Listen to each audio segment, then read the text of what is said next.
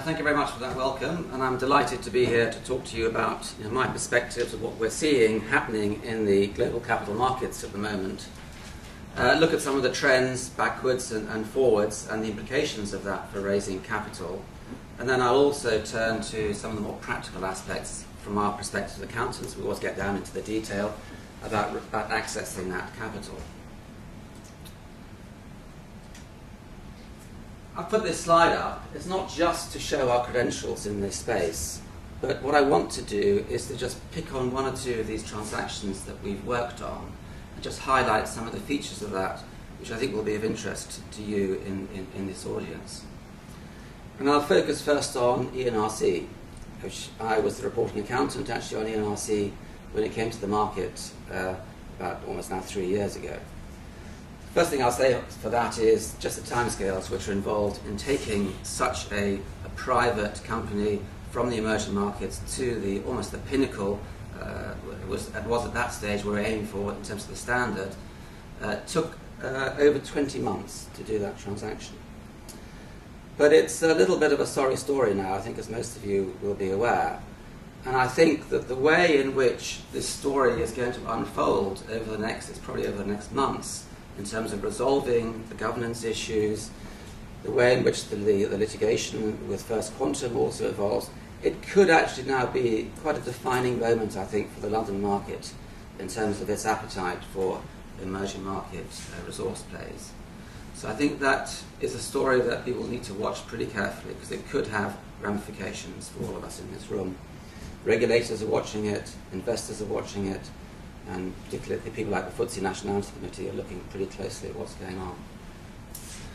The next one I'll just talk about briefly actually is an oil and gas company called Exelon Energy. I don't know whether many of you would have heard of it. It was a company founded by two Kazakh entrepreneurs. They acquired some assets in Siberia.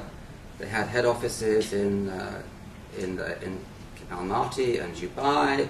They set up a holding company in the Isle of Man, and they listed in London. Just an illustration now of the sort of complexity of the structures that we're having to deal with.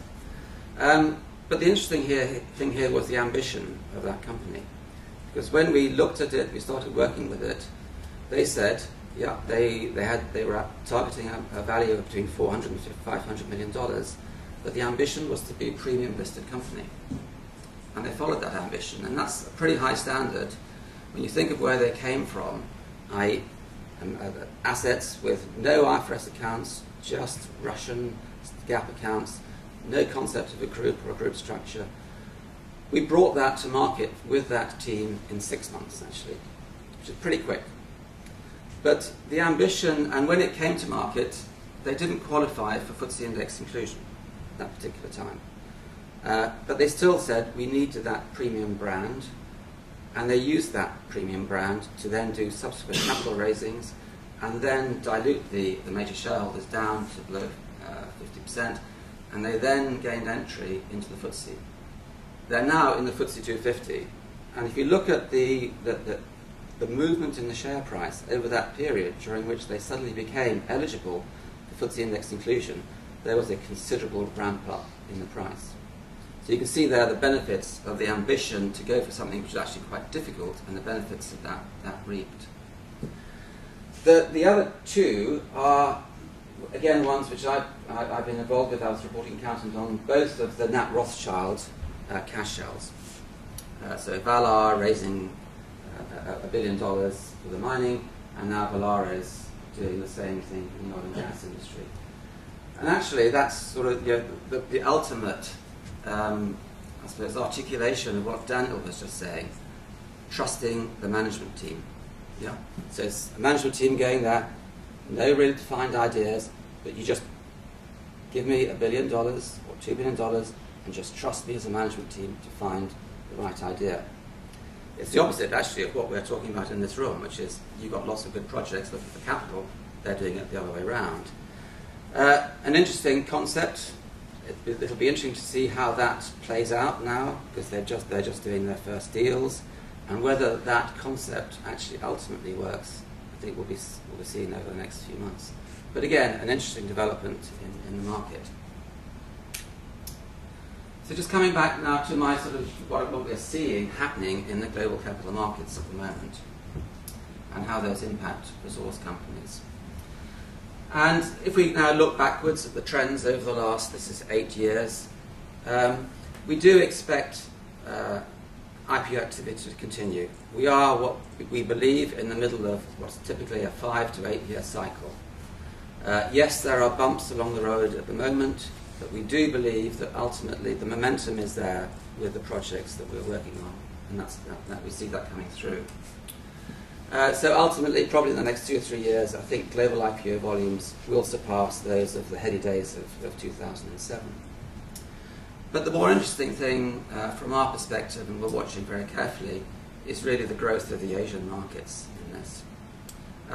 If you looked at IPO issuance in 2010, the Asian markets contributed 65% of that capital.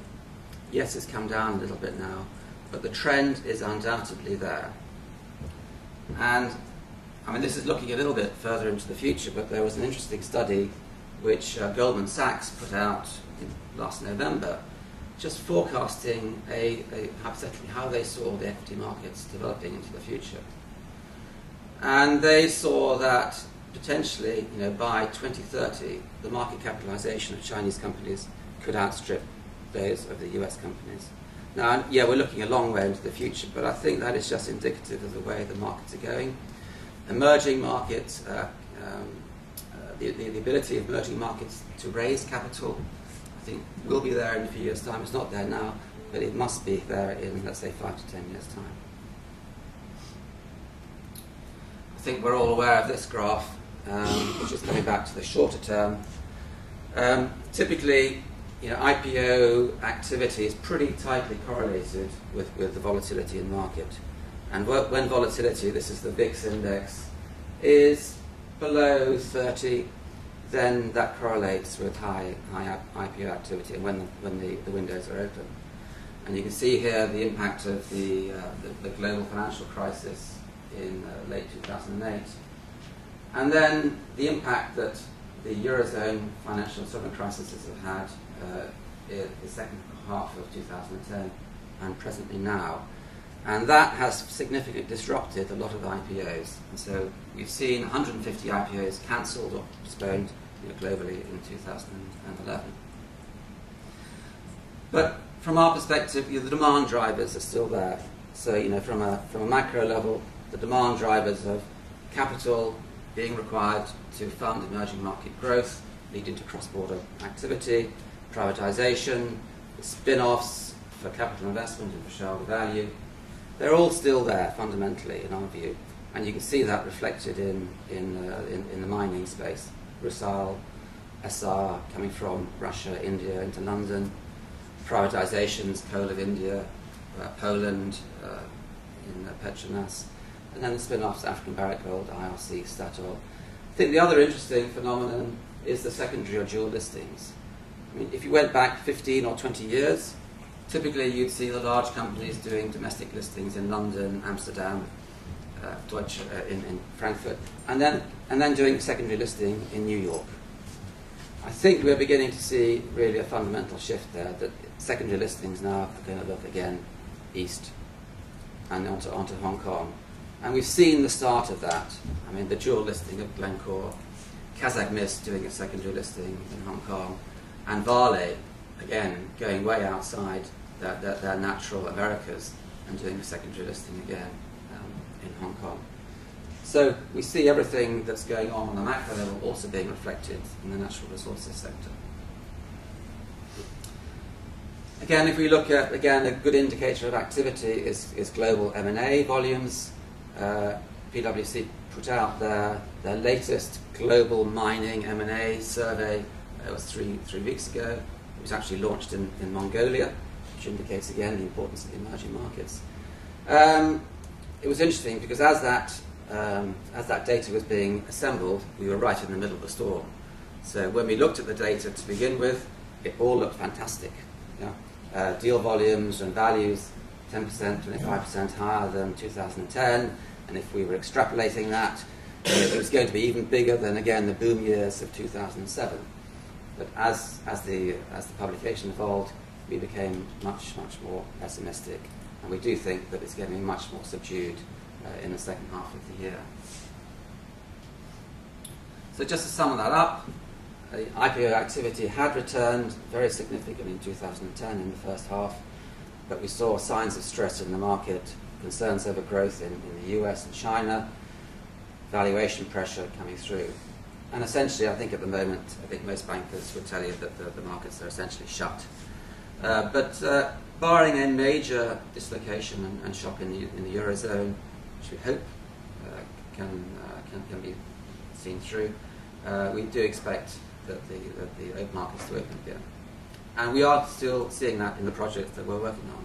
We are still working on quite a large number of projects in the natural resources space coming out of emerging markets as well, looking to target London or Hong Kong. So the activity is still going on, so they are still believing that the markets will open at some stage. Coming on now to just some thoughts about listing requirements and getting companies ready for IPO.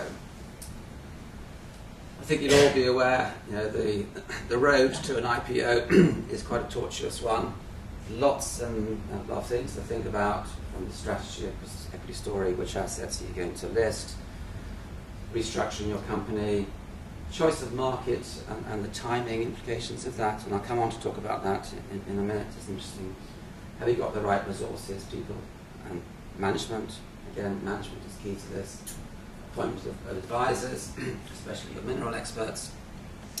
Have you got your financial systems and reporting processes sorted out? And are you ready for the increased transparency and implications for your board when you launch the IPO? I want to talk about, first of all, choice of market. And I always remember a lunch which I had with the chief executive of a junior mining company. They were thought they were valued at about $300 to $500 million, in that sort of range. And he said that he approached 3 banks with the same story.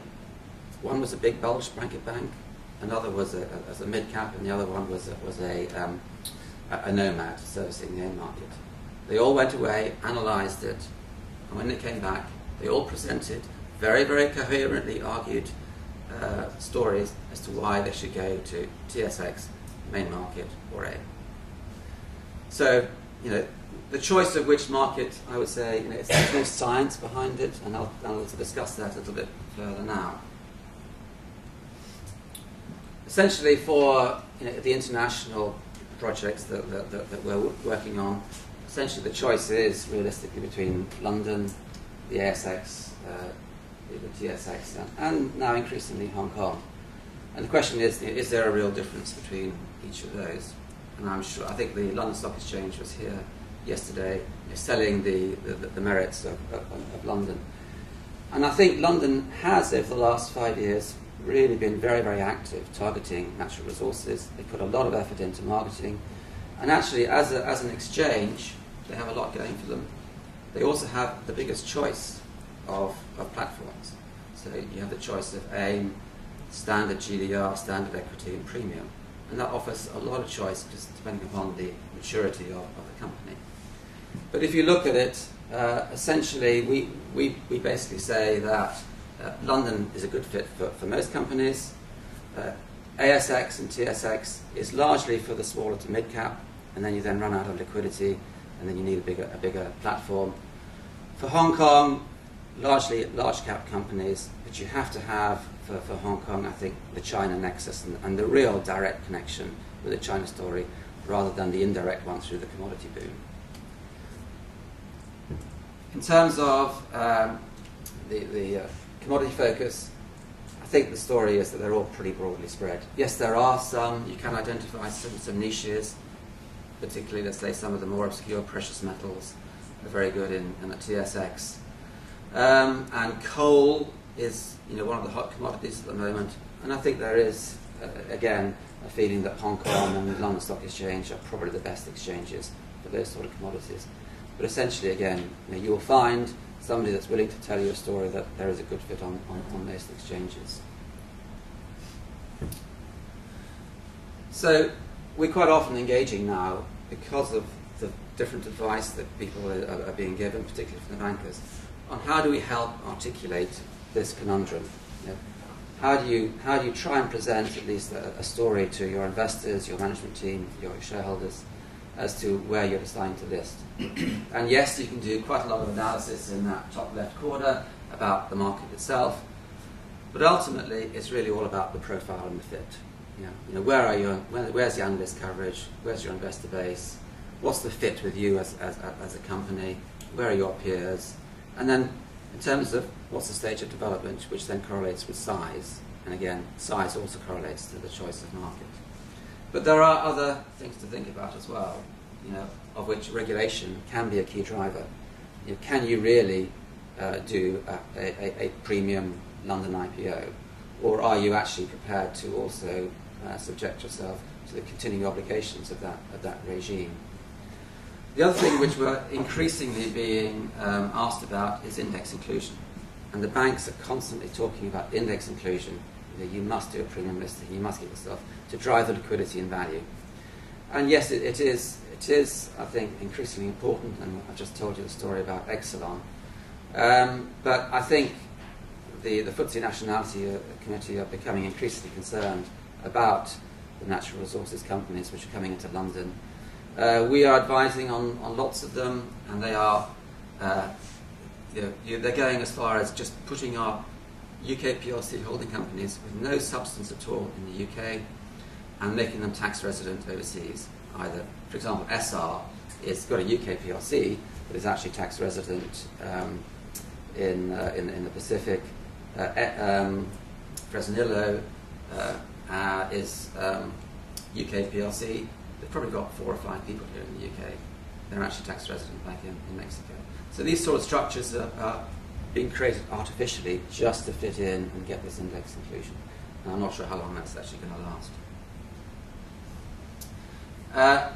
Competence persons report, absolutely fundamental to get yourself ready, and must be ready on a timely basis. We constantly work on transactions where there are the ability to get that competence persons report prepared in time to meet all the IPO deadlines is pretty difficult.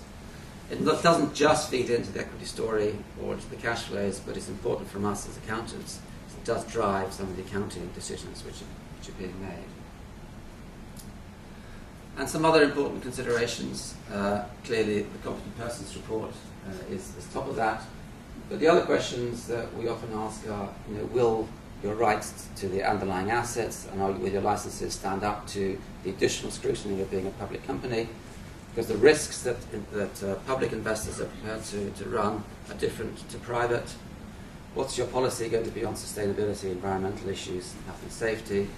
Can you deal with some of the more complex IFRS accounting? And then are you able to satisfy some of the additional regulatory requirements which being listed will entail? And for the UK, we are increasingly having discussions about what are the implications of the Bribery Act, particularly on the overseas issuers. Do they fall into the regime? Do they not?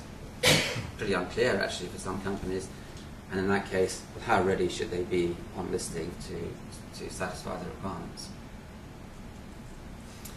In terms of our involvement as accountants, clearly it's largely around the historical financial information, but the due diligence requirements can vary significantly depending upon the market you're going to access.